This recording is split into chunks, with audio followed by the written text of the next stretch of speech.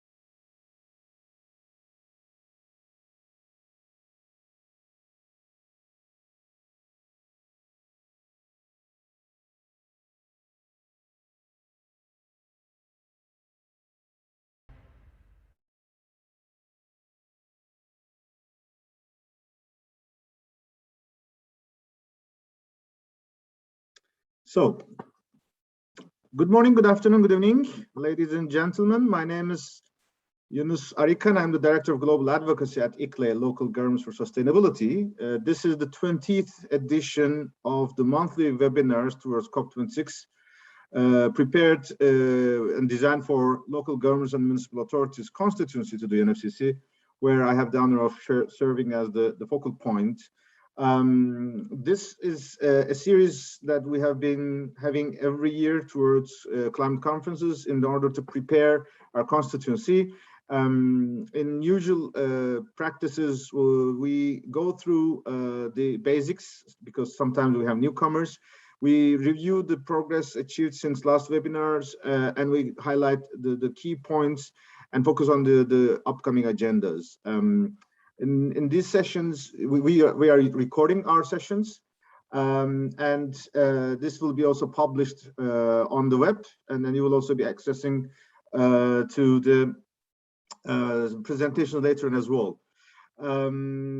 We would like to highlight that because now we are getting very close to COP, we would like to, as much as possible, shortcut the background and basics so that we could have more time in what has happened over the past 3 weeks, because there were some really important politics and logistical updates. And we would like to also spend some time about our plans for COP to the extent possible that is available as of today, because it is an evolving agenda.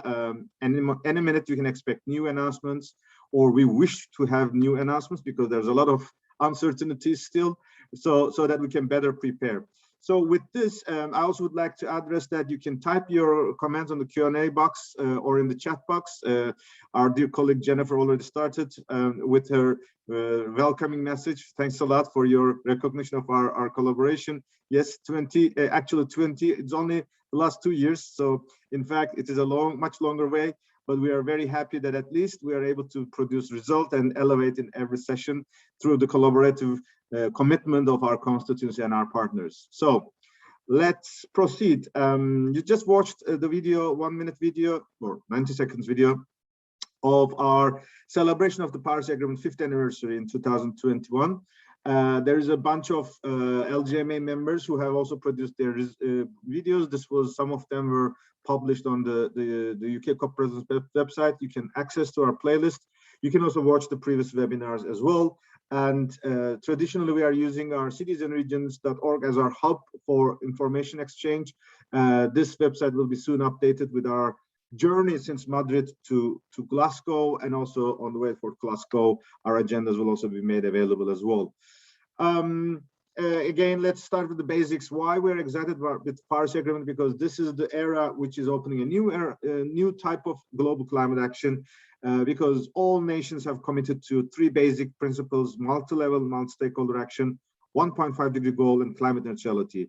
Unlike UNFCCC and Kyoto Protocol, which was limited in time, limited in number of parties involved, and its scope to only for some specific sectors like mitigation, or only for a group of countries, this Paris Agreement, this vision is unique and really changing the game. And therefore, obviously, all of us have roles to play. National governments are the prime responsibilities because they signed the Paris Agreement. They should deliver as the prime responsibility. And we all know the climate action plans according to the Paris Agreement, which is called national determined contributions, none of them are fit for Paris Agreement. There's a very basic reason. All of these plans were prepared before the Paris Agreement was adopted. So none of them have been designed according to this vision. Therefore, we always say that the success of COP26 in Glasgow depends on delivery of our homework at home. So every nation should bring their own new NDCs, and they should be enhanced much better than the previous ones. And we will touch upon it. There are some good progress on that, which is making us very hopeful that we can do it much better.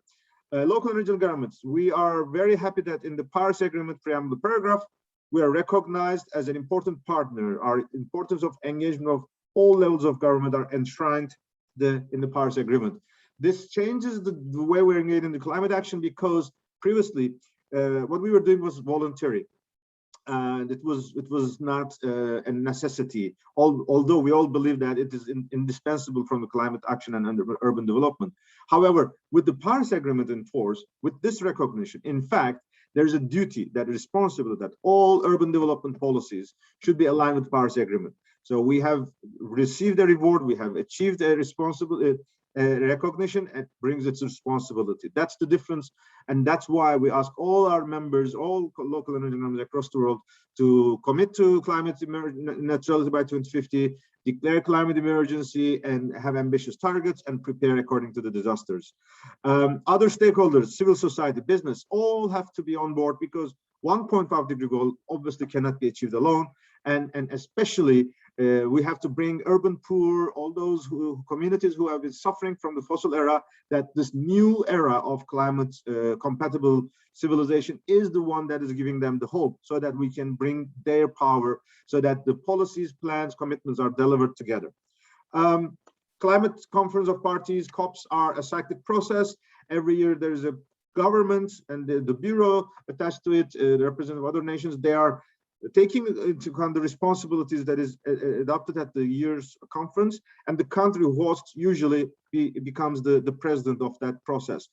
The country who will host the next year is announced as the president designate, and they prepare the agendas, they set their priorities. Obviously, they implement the previous decisions, but they are responsible to bring new momentum as well. So we are still under the presidency of the Chilean government. The 2 years is around 2 years. This is the longest lasting presidency.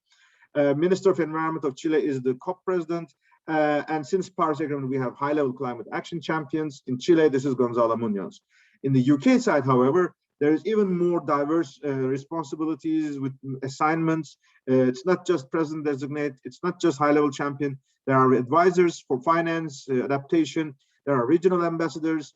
And we have also a new person called People's Advocate, which has been introduced this year for the first time, Sir David Attenborough. This all connects to the vision of the UK government to develop the most inclusive COP. We still have, of course, concerns or questions about how this will be delivered because of all these challenges, but at least there is an effort for that. And in addition to these, let's say, individuals, there are several bodies created to advise to the president, like Friends of COP, which is where local and regional governments' voice are conveyed by the chair of C40, mayor of Los Angeles, who is now appointed to be the US ambassador to India. And we will see who will be the next local and regional government representative at this Friends of COP. There are constituency focal points dialogue regularly. There are special committees, advisory councils of cities and regions in the UK or the devolved administrations, and there is also committees on adaptation. How are these influencing the policy of the UK? Obviously, there was an announcement, which is the priorities, and now it is refreshed, which was now focusing on 4 themes. The titles are nothing new under sky, but there's much more concrete agendas like putting an end to coal, encouraging an electric mobility, or bringing nature, and elaborating finance. But the 4th is one of the very unique points. It is collaboration, and that fulfills our vision that we would aim to have COP26 Glasgow to be the multi-level action COP. So all levels of government should be on board. So we hope this 4th vision also will fulfill our expectation. We have 3, let's say, in the virtual advocacy space now, we have 3 main channels. We have regular meetings of the UNFCCC bodies, even though they are not making any decisions, there are consultations going on.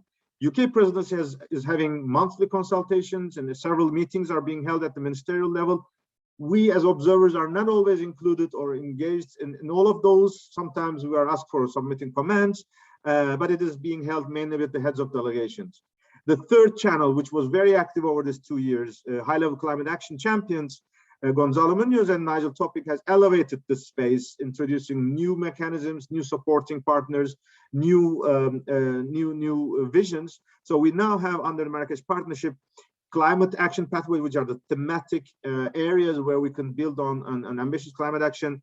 We have race to resilience, we have race to zero, we have race to zero breakthroughs, which are unique sectors that could take the lead in or pioneering the transformation to a new era. So these are all new that are coming up all the past 2 years, which is, of course, we hope that will be acknowledged by the parties so that they can reflect these into their NDCs, so that they could be benefiting from this information and capacities. And hopefully, with being engaged in the NDCs, they will also help us to deliver all these commitments. In the past, the action agenda was relatively limited, but over the past years, action agenda is becoming more and more visible. Presidencies are having much more, let's say, priority. In the past, Congress of Parties, it was mainly champions, and presidencies have limited agendas. This year, there are 2 main differences. First of all, in addition to champions, presidency also has its own program, thematic program. Obviously, there's a cost and benefit for that. The benefit is that the agenda is highest at the political level, but there's sometimes conflicts or overlaps. The way presidency team is leading and the champions team is leading may not always be the same.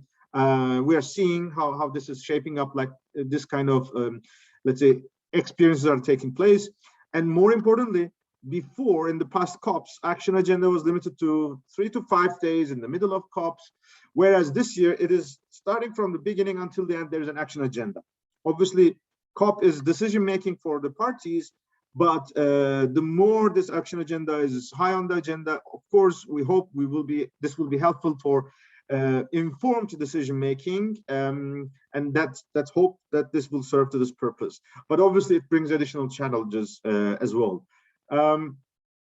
Let's recall, we started our journey in Madrid for a vision towards a multi-level action COP, and over these months we have achieved so many achievements, so many progress. Several NDCs were developed, races are being adopted by cities and regions, numerous processes are going on circularity nature. So now we are coming to a COP mode, which is the outcomes are more important even than what we have wished for.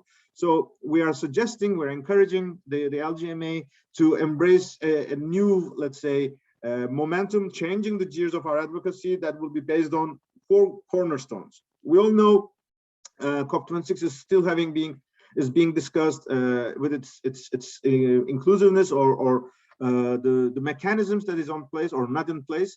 So we would like to refrain ourselves to tie up everything to what will come from Glasgow. And there's a real rationale for that. There are so many national determinant contributions from north-south, like US to Rwanda, hopefully from Japan to Dominican Republic. These are all very important, and each of them have their unique ways of interactions, but they all embrace multi-level collaboration in their own capacities and in their own conditions. Therefore, we are saying that time for multi-level action has come. And the good news is that for the first time in the history, the first day of COP is overlapping with World Cities Day, 31st of October. So what we want to bring as a narrative that the first day of COP is not just the opening of a 2 weeks conference for us, for local energy governments, because it's also in the World Cities Day. We would like to say that COP26 as opening a new era.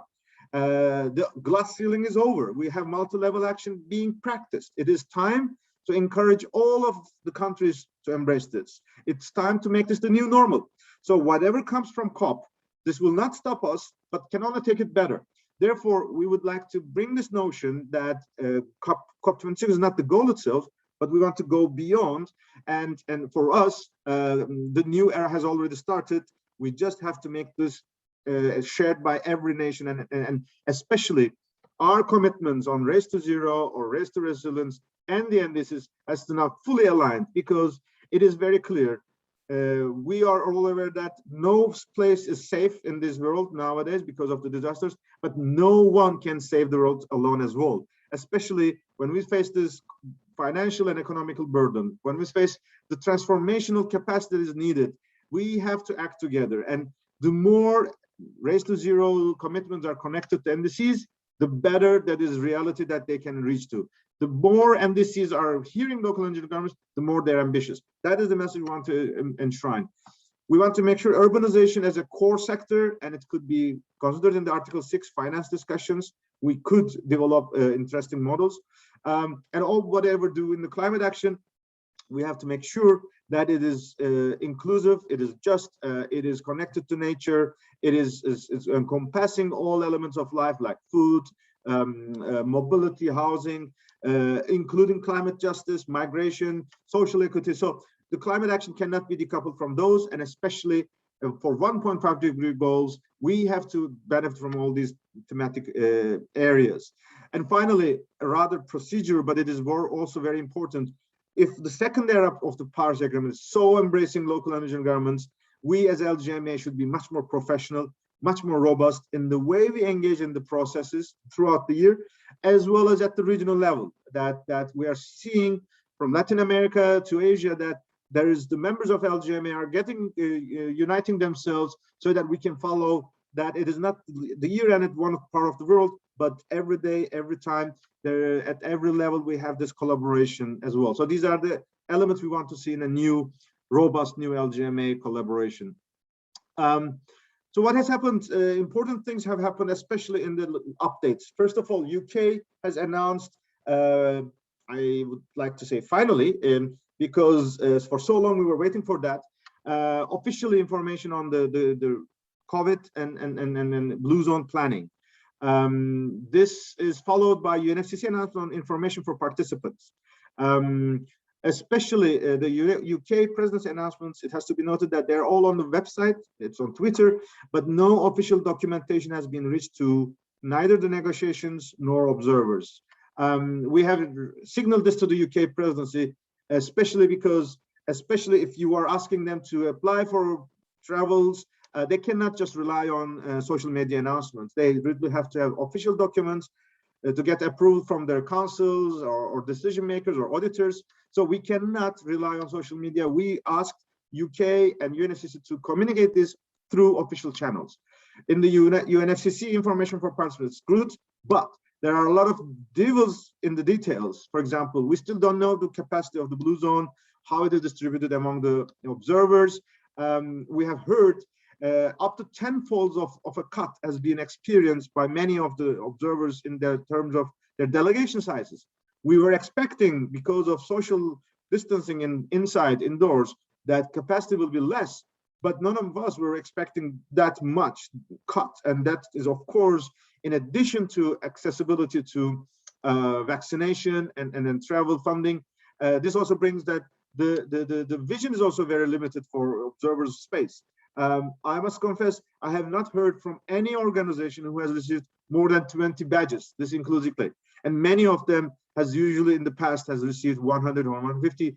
I'm talking about really big, major constituencies and focal points. So it's a serious concern. We have to see how much we are in the blue zone. And more importantly, we still don't know, even if we manage to cross over all the barriers, whether we will be able to enter into the plenaries, in the contact groups. There's no guidance on that. So this is really a worrying signal.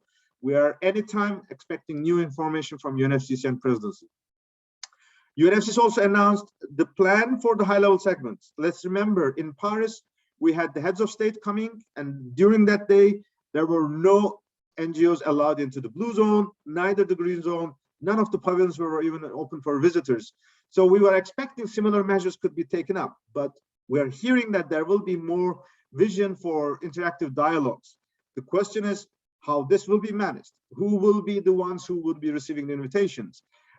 This is announced by, of course, there is a procedural UNFCCC high-level segment modality where leaders read out 3 minutes. But there's a World Leaders Summit under the authority of the Presidency. As of today, this is not being designed through constituencies. We don't know whether this is being developed by the champions. The UK says that it is going through their diplomatic channels. Of course, they have every right, but we expect the voice of the constituencies and our engagement would be respected so that we can be able to engage as appropriate into this process.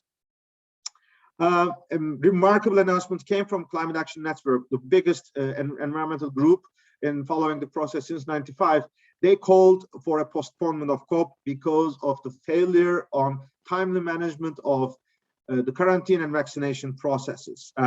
It was not an easy discussion. We are very well about our partners. They have held long discussions, and this is the first time such a strong messages come out. Obviously, there are challenges. We as ICLE, and I will share it later on, we have some differences in their proposals, but we are fully sharing their concerns that the lack of information, the lack of comprehensive messaging is making all of our lives difficult. This was immediately responded on the same day. The UK announced that they will offer funding to all from those who have not been able to manage, so that they can, those from the green red list could be sponsored by the UK if they have to go to quarantine. And in fact, anyone from red list has to go to quarantine. The question is either 5 days or 10 days. And of course, it's not just the cost. This means that you are free from the world for 5 days.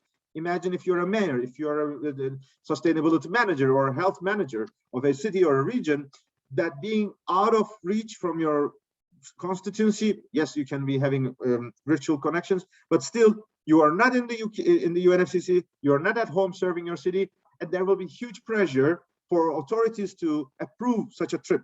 And of course, we know that these are quarantine hotels.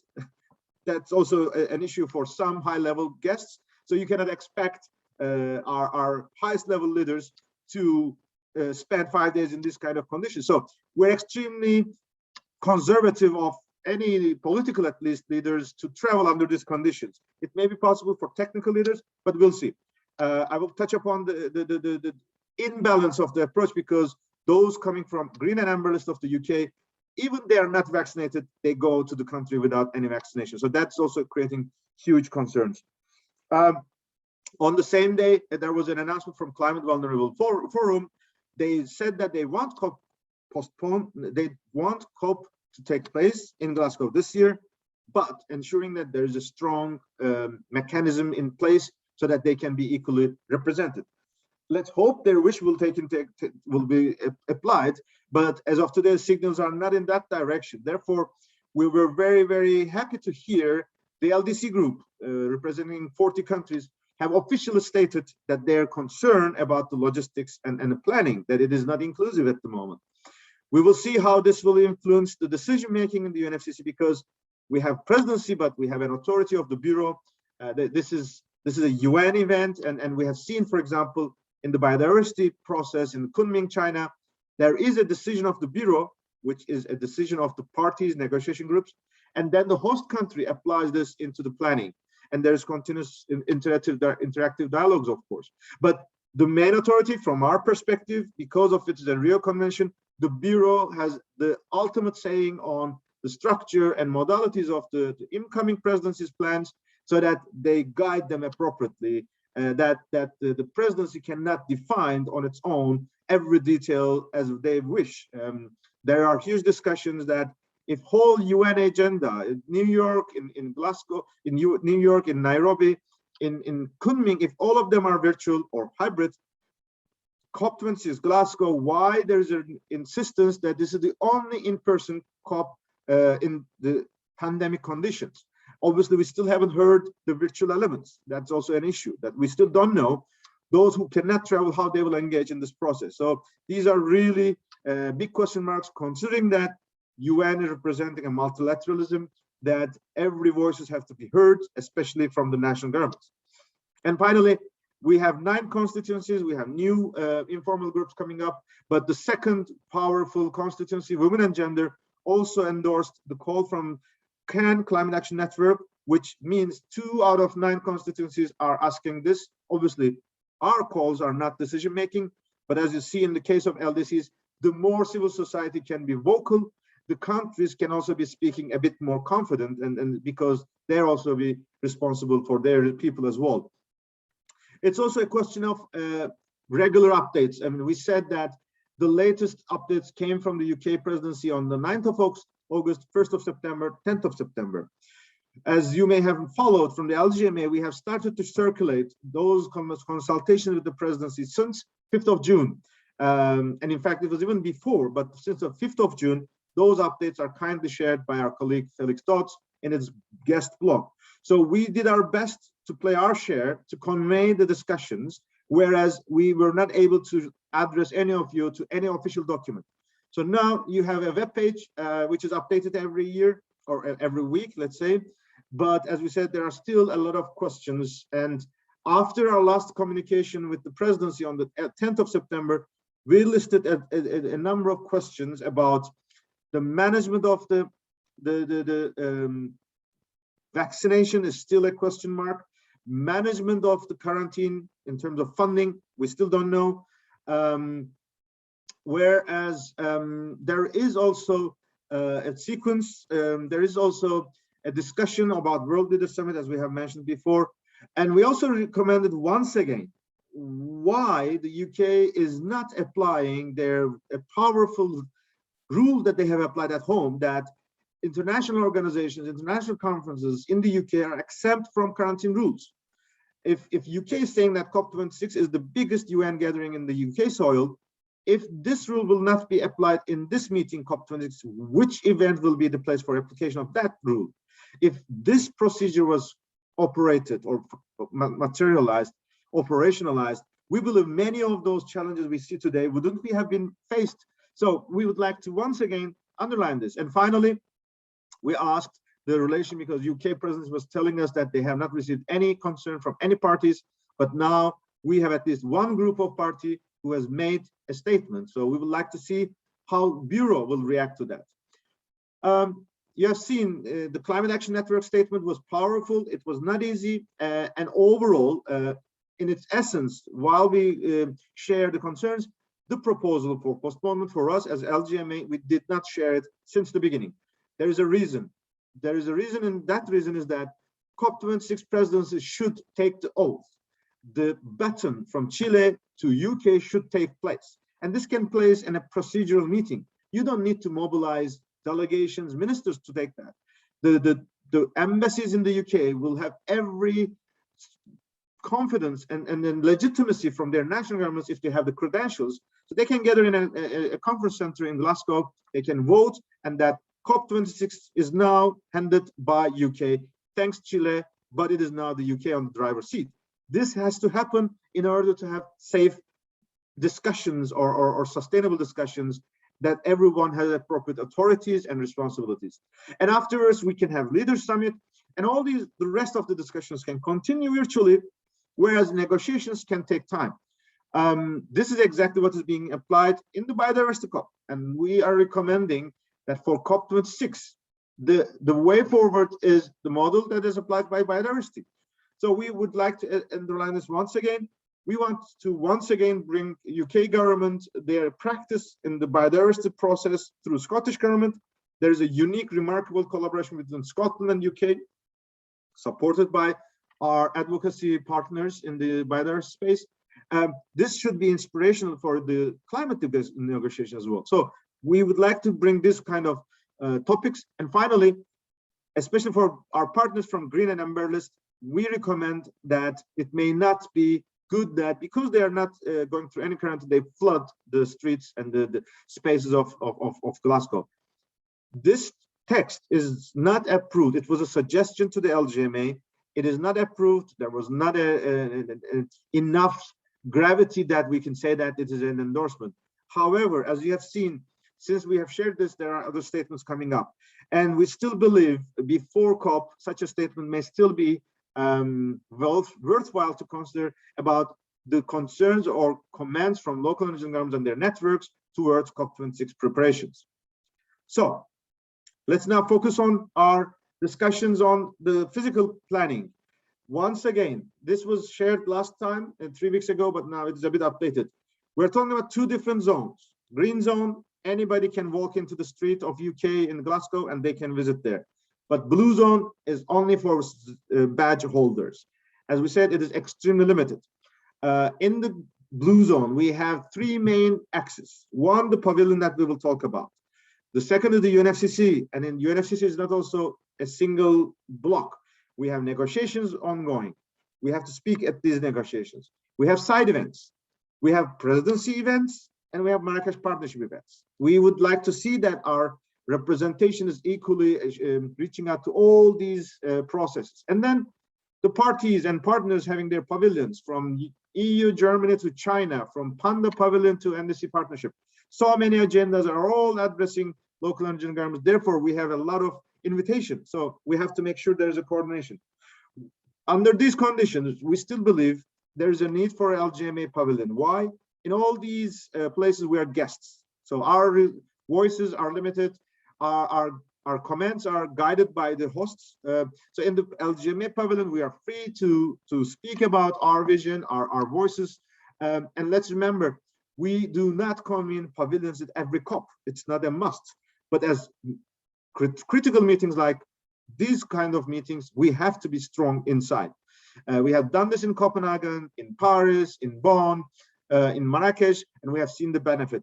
That's why we would like to continue with this, and we are very happy that we are having a huge support from Scottish government.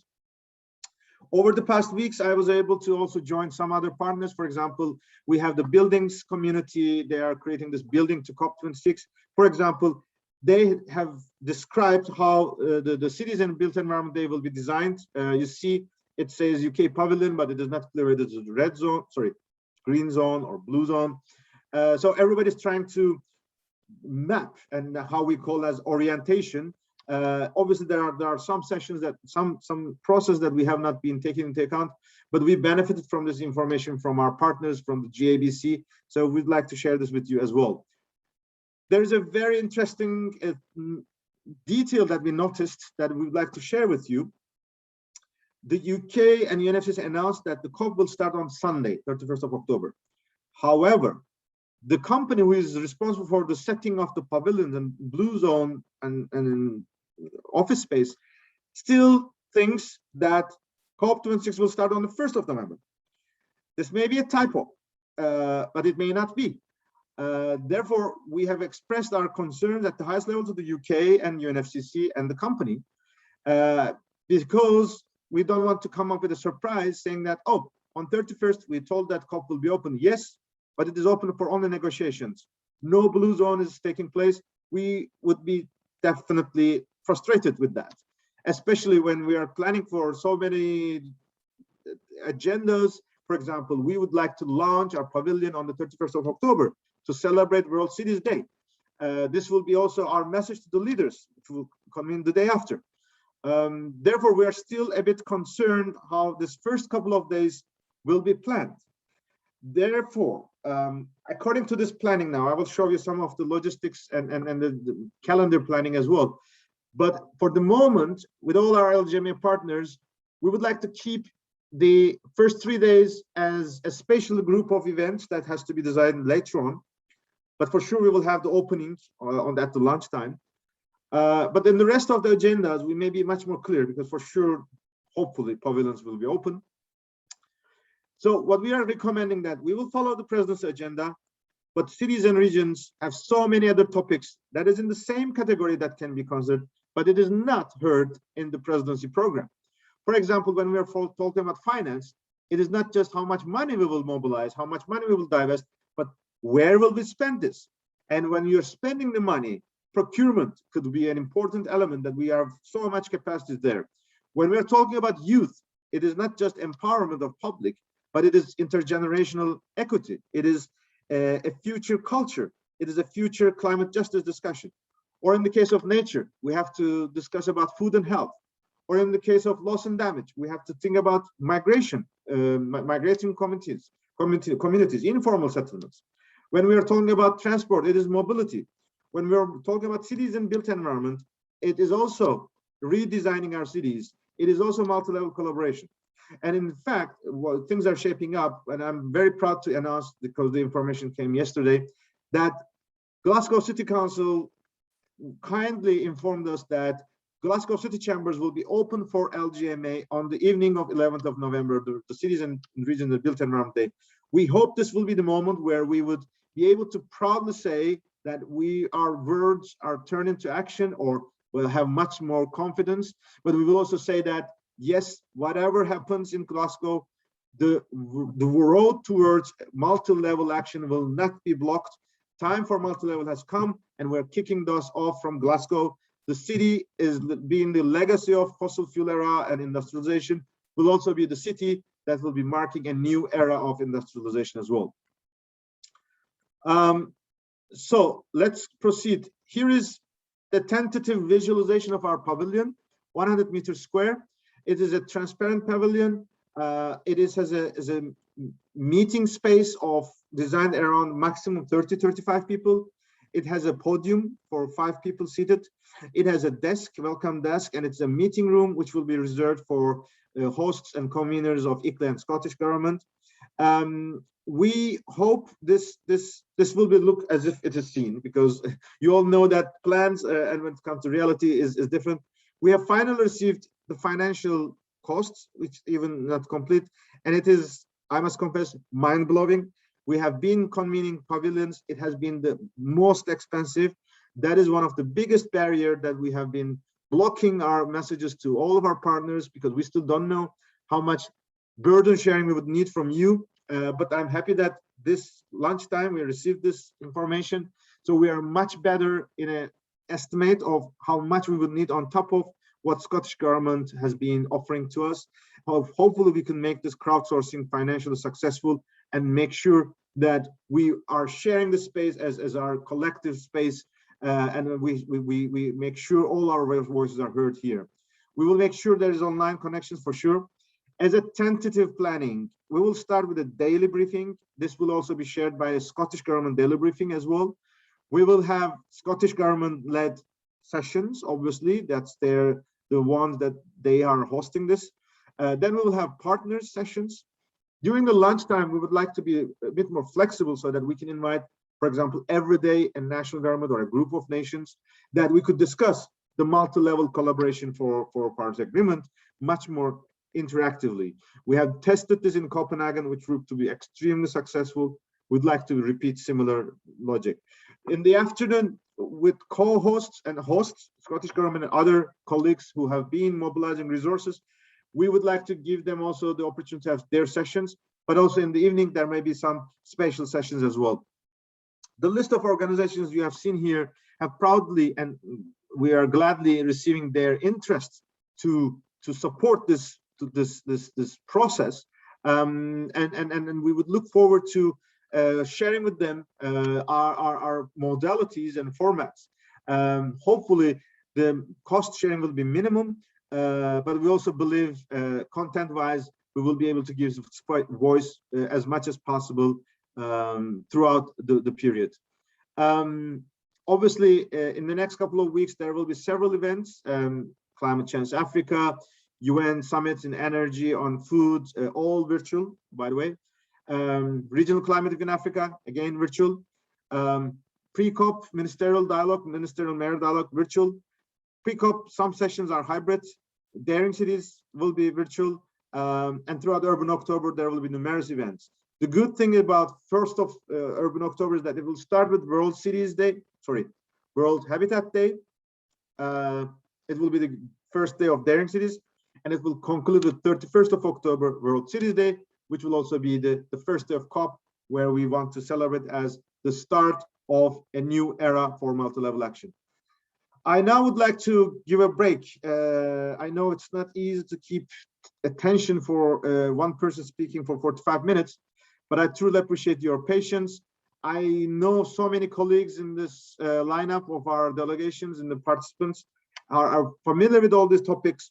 So feel free, if you'd like to back up with any additional information, any missing elements or any clarification, and we will be more than happy to discuss collectively. You can also type your Q's and A's into the Q&A box. The first question was that from anonymous attendee. Those who registered to the webinar will receive the links to the webinar and PDF and the recording, but it will also be shared among LGMA mailing lists. Samantha from Bristol, that's really always truly appreciated to have colleagues from the UK. Plans for the World Cities Day, 31st of October. Samantha, our hope, if provided that Pavilion is open, we would like to make sure we will have the highest level of our partners joining us in terms of conveying our key messages of the roadmap and also highlighting their priorities. Very likely it will be at the 1 o'clock with First Minister of Scotland, other mayors and governors across the world. Hopefully some can be able to join virtually. And then we will particularly like to focus on the first 3 days, debate on multi-level collaboration, different perspectives, different experiences. However, as I said, we still don't know whether we will be allowed to step in when leaders are in the blue zone, which is especially on 1st of November, Monday. It may be possible, as I said, the UNFCCC may say that pavilions will only be open starting from Tuesday onwards. This means then 31st of October will not be a physical gathering inside the blue zone. This means that we have to think about something else in the green zone. And but whatever happens, we want to announce the key message that for us, time for multi-level action has come. We want every nation to embrace multi-level collaboration as the new normal. And whatever comes from COP in Glasgow in terms of political decisions, this cannot stop this tendency. It can only make it better. So we're more than happy, especially with the UK partners, the cities and regions. We're in touch with Welsh government, LGA, UK 100, core cities. You are the hosts. So we will look forward to your plans. In case we are not in the blue zone, maybe we could think about something on the green zone, somewhere in the city of Glasgow. Let's be prepared. Jennifer, WWF, once again. So there was a question on the MPGC human settlements, cities and built environment day agenda. We circulated, that was a draft shared by the co-leads and their partners who have worked on this agenda. It has received feedbacks from the champions. We have circulated back to you in terms of comments and what can be done on that day. Let's remember, this is only one part, which is 3 hours in the climate action zone, whereas in the UK, at the UK Blue Zone Pavilion, at the UK Green Zone, and at the LGMA, there will be numerous sessions. So for us, Marrakesh Partnership session is, of course, one of the important sessions where ICLA is proud to co-lead, but it is not the agenda of that day. That's why it's important that we make sure this, the previous slides I'm bringing back again, this orientation. We want to celebrate that on the day of 11th of November, whatever is taking place in all these areas should be the cities and regions and built environment day. We may not be attending all, we are not able to clone ourselves yet, and we don't have too many people traveling, we know that. So we may not share the same venue, but we should be sharing the similar messages. That's the purpose. So feel free to comment on this agenda. I circulated before. I will send it again so that you can have another look at it. And based on your input, we will convey this to the champions. Once again, this is a typical case that has to be approved and signed up with our champions. That is the cost and benefit of working with collaborative manner. So it's not always our wish. We also have to convince champions as well. Jordan, we are very happy to see Jordan through a new hat. In the morning, we also had similar colleagues. Shea moved from GCOM to COMSSA. We had another colleague who moved. I don't remember her name now, but Jordan is one of those. Jordan was our, let's say, bridge to the Chilean presidency over the past 2 years. Now he's also leading the GCOM in the Latin America. So welcome back, Jordan. Do you know when the LGMA Pavilion will be open for applications? We have already a shared tracking list. We are inviting every partner to indicate their interest day by day, theme by theme. What is their plans? What did they want to do? Unfortunately, during this very challenging process, it may not be so easy to run a fully fledged call for proposals and then selection. We have to be a bit more pragmatic, I must confess, especially that there are still a lot of unknown. There are uncertainties. I am hoping that we will not upset anyone, but we also would like to expect flexibilities from all our partners. Therefore, I recommend you to check that tracking sheet. We can share it once again. So please insert your information there so that we can at least be aware who wants to do or talk about what and to what you want, what will be done, by whom, so that we can assess where is the best place to fit. So that is my response to your question, Jordan. Eva from CMR. Hi, Eva. Eva says that she joined a bit later. We'll be able to track changes as LGMA in any UN text at some point. Seeing the situation, should we concentrate the presence of our elected officials on 10th to 11th November? Third, we might also be interested in holding one meeting in the LGMA Pavilion. As I said, CMR, like every other partner, you have all the right to feed in your vision or wish to do at the LGMA Pavilion. Let's see all the pool, and then let's consolidate them appropriately. Coming to presence of leaders, I must confess, it's a very tricky situation. Let's move to, again, this calendar. For sure, during this Leaders Summit, we hope there will be some mayors and local and regional government leaders. Throughout those weeks, we want to make sure whoever is at Glasgow is part of a big leaders of local and regional governments. We do not want to only highlight those on the 11th of November. Therefore, especially that's the reason why we would like to convene at the Glasgow City Chambers. But if there are any colleagues who are not able to join us because of logistics, we do not want them to be excluded. So I cannot easily say that, yes, you should be there for sure. I recommend you to look at these thematic priorities of every day and then guide your colleagues or leaders that if they are prioritizing these themes, they should be doing there. For the first 3 days, the discussion we want to have on multi-level collaboration. But as I said, the risk is that we don't know access details yet. So, I mean, a president of an organization, if we can manage that the pavilion will be this space, more than welcome to join us. But this doesn't mean that other days are less important. I try to be as diplomatic as possible.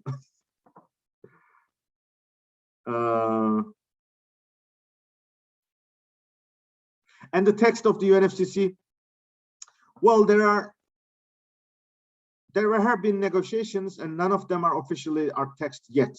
So as of today, no one says as in text. If you look at the our discussions are in the, I'm going back to the, oh, sorry. While addressing your question, Eva. So what should we expect from COP? The declaration, like a less complicated document, we should have a text which says that we encourage multi-level collaboration as the new normal, or we encourage all nations to work with their local regional governments. In a declaration that is a political outcome, if this could be enshrined in this document, 4 words, 5 words maximum, that should be okay. On Article 6, if we can say that urban mechanisms should be part of the mechanisms, or if we can say that non-market mechanisms, if local regional governments in the developing countries or in the redesigning, if they say that they will be redesigning or rebuilt or completely brand new from business as usual, this should be a non-market mechanism. If we have a one of the paragraphs which defines what are non-market mechanisms, if we can insert sustainable urban development, sustainable urban territorial development, this would open a huge era for us. That for me is a text that is meaningful enough. If we can say in those texts that inclusive action is like a default for everything, so I am not having too much expectations on the text, knowing that none of the negotiation texts are now officially available, and that's exactly the reason why we are suggesting to continue the negotiations after November can still make sense, because the preparatory phase is not being fully done yet, and the time for negotiate and the mechanism of negotiations at COP will not be inclusive, unfortunately. We know UK wants to do this or announce this, but as of today, we don't feel confident that this is coming. Therefore, we are expecting not too many negotiation texts coming out, but much more inspirational outcomes. So Eva also typed in the chat box, so she acknowledges the diplomatic notion. Definitely, Eva, thanks for your understanding.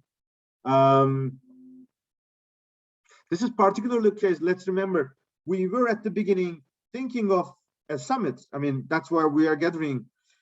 But because it's so hard to gather everyone in the same place for this year, and because even if we gather, there will be so many out, it's really hard to call the COP as a summit like that.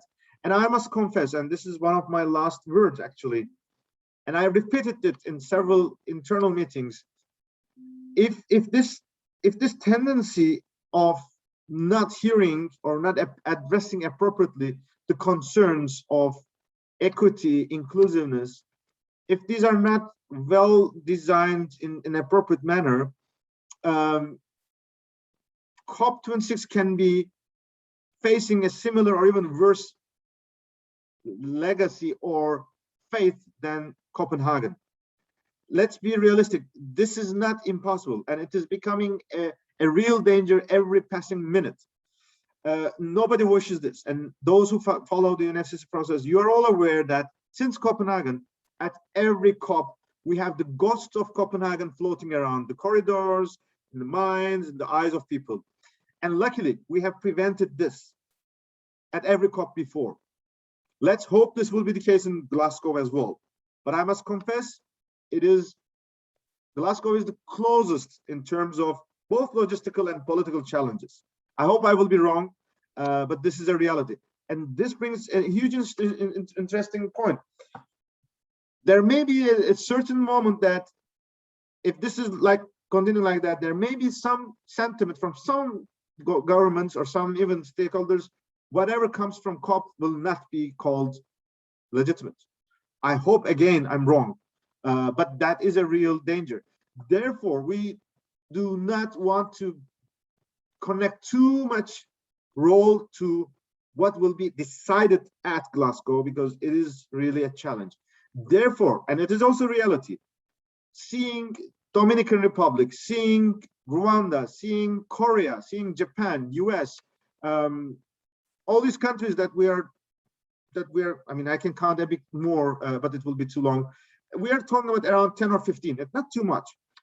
If these countries have managed to bring their new ambitions with their local and regional governments, if they can now connect their goals with the race to zeros, this means that COP26 have already started to deliver its purpose. Therefore, we would like to make sure this continues on. So because we don't have a peaking moment for political reasons and with logistical reasons, we also don't want to say that this is the most important day you should come. We have to be flexible, and we have to give the pride and ownership of every leader that's saying that I was part of the COP26 delegation. It was a big battle. I managed to get in. I am not repeating on myself. I'm also the voice.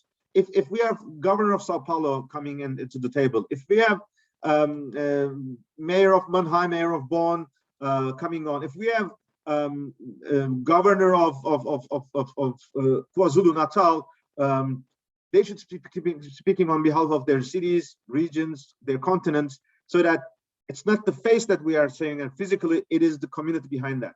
That type of a notion we should develop, so that we say that whatever it takes, cities and regions are united collectively. Eva sent another nice message on the chat box, thanking my personal efforts and defending our rights as LGMA. I thank you. Really, this really means a lot, and I know that you are speaking on behalf of many of us. That it's a collective effort. I'm here doing my best as a focal point, but I'm also aware life after COP26 will be much more heavy. Therefore, I encourage all of us to be much more professional, especially to follow the process. There are so many things we're missing. Unfortunately, there are so many UN meetings that I cannot even share with you. That means that I also have a lot of missing points. But instead of dealing with this, I don't want to put an adjective to this nitty-gritty of the logistics of the pavilion, but I wished we could have discussed much more substance. But let's make sure that from COP26 onward, the second era of Paris Agreement, the time for multi-level action, we as LGMA should be much more professional in our thematic groups, regional groups, so that we follow it much robust, and we make this word spread across the whole community. Thanks, Jenny, joining, echoing Eva, and thanks a lot, Sam. I know all of us are sharing this. Whatever success we'll achieve, it will be collectively. If something is failing, I would do my best to prevent this, but obviously when you're on the front driving seat, obviously you have a responsibility. Let's hope this will be minimum as possible. So with all these good remarks, it's really motivating for all of us that despite all difficulties, we are committed that we will have a powerful presence there. Braulio from South America, she's connecting us to Governor of Sao Paulo. Definitely, it's a space that we will all be proud to be together sharing with. But it will not be cheap, I must confess, at all at the moment. It will be the most expensive we had ever seen. So let's hope we can make this financially not a burden to any of us, that we will share it as well collectively. With this in mind, I'd like to wish you all a nice day and evening. We'll stay in touch, and we'll make sure we will be prepared for all surprises, but also defining our own strategies as appropriately. And we will not step back from our message that a new era has started. It will not be backtracked. It will just get better and better. Thank you. Have a nice day and evening over there.